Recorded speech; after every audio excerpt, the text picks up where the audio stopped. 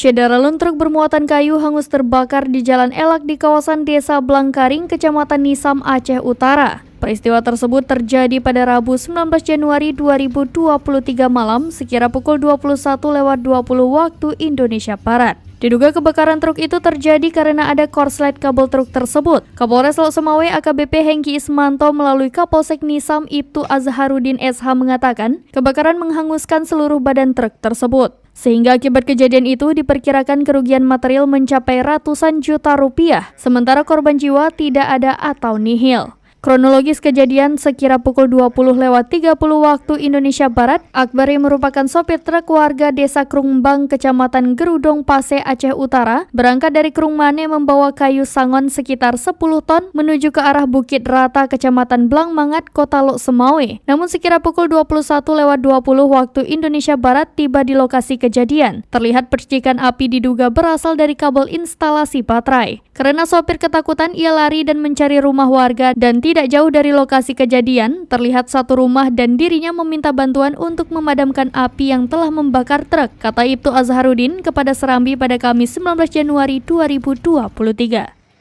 Kejadian sementara di Jalan Elak di Desa Dari Aceh Utara, Zaki Mubarak, serambinews.com. Yang bermuatan kayu bata.